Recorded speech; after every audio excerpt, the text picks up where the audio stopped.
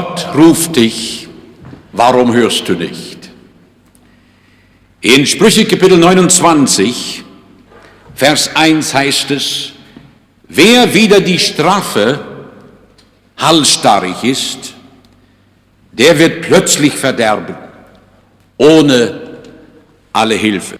Dieser Vers spricht drei sehr, sehr wichtige Tatsachen aus. Einmal, dass Gott den Menschen ruft. Zweitens, dass der Mensch von Natur aus halsstarrig ist gegen diesen Ruf Gottes. Und drittens, dass der Mensch in Gefahr steht, plötzlich zu verderben, ohne alle Hilfe. Gott ruft den Menschen. Warum?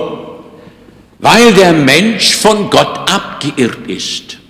Wenn der Mensch von Natur aus bei Gott wäre, braucht Gott ihn nicht zu rufen. Aber er ruft ihn, weil er von Gott abgekommen ist. Die Sünde trennt von Gott. Aber Gott will nicht den Tod des Sünders. Wo begegnet Gott den Menschen? Es gibt nur einen Ort, wo Gott den Menschen begegnen kann. Und dieser Ort heißt Golgatha. Warum ist das Tatsache? Weil dort Jesus Christus, der Sohn Gottes, der herniederkam vom Vater in diese Welt und Mensch wurde und ohne Sünde lebte, mein Stellvertreter wurde. Wenn das nicht Tatsache wäre, wären wir auf ewig verloren. Und so ruft Gott den Menschen hin zum Kreuz. Deine guten Werke werden dich nicht in den Himmel bringen. Deine Gemeindezugehörigkeit auch nicht. Auch gar nichts anderes als allein das Kreuz von Golgatha. Dort begegnet Gott den Menschen. Gott ruft dich hin zum Kreuz. Wie ruft er dich? Er ruft dich einmal durch das Wort Gottes. Paulus sagt, ich schäme mich des Evangeliums von Christi nicht, denn es ist eine Kraft Gottes, die der selig macht. Paulus wollte damit sagen, dass dieses Wort des Evangeliums eine Kraft in sich trägt, die Menschen errettet. Und wo das Wort Gottes als ein glaubwürdiges Wort geachtet wird und in aller Treue und Vollmacht weitergesagt wird, dort ist Gott am Rufen und am Reden. Gott ruft die Menschen auch durch das Gewissen. Gott hat im Herzen eines jeden Menschen das Gewissen hineingelegt. Paulus sagt in Römer Kapitel 2, dass das Gesetzeswerk im Herzen des Menschen hineingeschrieben ist und das Gewissen ihn verklagt. Wann wird das Gewissen für uns ein anklagendes Gewissen? Wenn der Mensch die Gebote Gottes übertritt.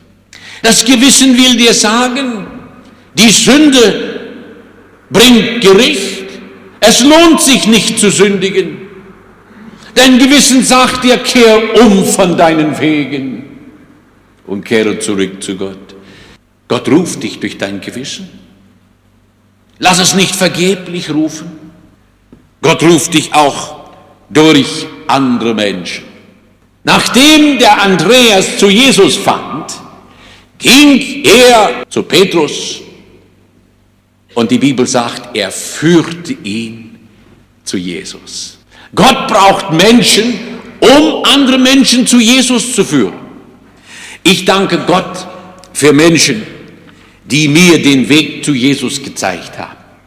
Ich danke Gott für meine Mutter, die regelmäßig für mich gebetet hat. Vielleicht weißt du von einem Menschen, der besorgt ist um dein Seelenheil. Danke Gott dafür. Gott ruft dich durch diese Menschen. Gott ruft dich auch durch seine große Güte. Die Bibel sagt, die Güte Gottes soll uns zur Buße leiten. Wenn es den Menschen gut geht, dann sagt er, ich brauche Gott nicht. Wie verkehrt. Seit 1958 ist ein unglaublich großer Wohlstand gekommen. Und ich weiß nicht, ob dieser Wohlstand viele Menschen gut getan hat. Und sie sagen heute, es geht uns gut. Wir brauchen Gott nicht.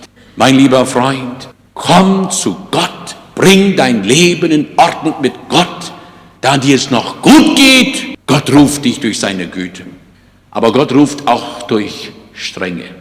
Der Psalmist sagte, ehe ich gedemütigt war, irrte ich, nun aber halte ich dein Wort.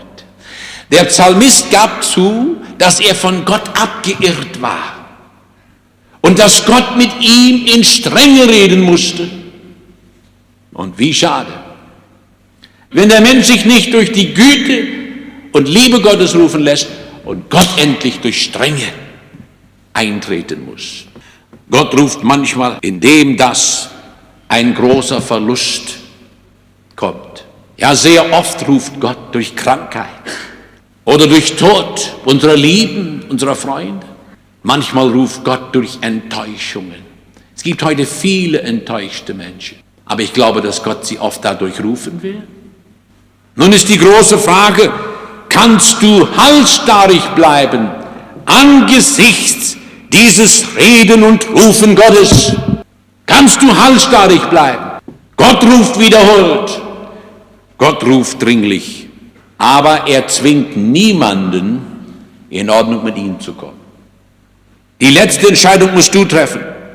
Also du kannst Gottes Ruf an dich vorübergehen lassen.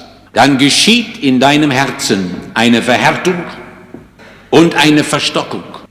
Du bleibst nie derselbe, wenn Gott dich ruft.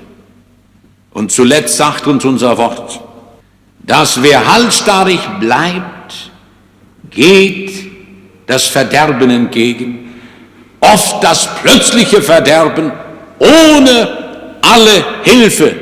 Das will heißen, dass Gott irgendwann einmal zum letzten Mal ruft. Hast du das gehört? Irgendwann ruft Gott den Menschen zum letzten Mal.